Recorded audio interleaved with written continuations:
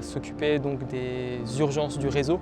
La principale activité, c'est les courants forts. On peut aussi être amené à faire des interventions sur tous les équipements aussi qui se trouvent sur les dépôts, alimentation, gaz, et aussi les systèmes de lavage, tram, bus. La diversité des tâches. Et voilà, c'est les échanges avec divers services sur les différents dépôts, même à l'extérieur, les prestataires et tout ça. Donc c'est toute cette diversité que moi j'aime bien et l'échange qu'on peut avoir toute la journée avec différentes personnes.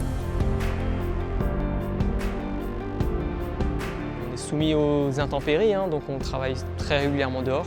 Donc ça c'est un des plus gros inconvénients. Et les astreintes, on peut être amené à être appelé pendant le week-end, pendant nos activités.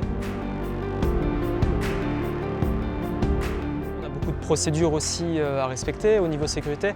Après, on a aussi nos habitations électriques qui sont à jour et donc on a des formations qui nous rappellent donc toute la sécurité qu'on doit entreprendre. Tout se passe bien et il n'y a pas de soucis.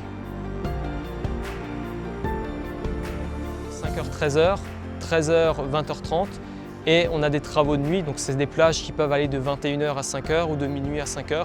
Donc en général pour des consignations de la ligne aérienne, ou des travaux qui doivent s'effectuer uniquement de nuit pour la continuité de service en fait.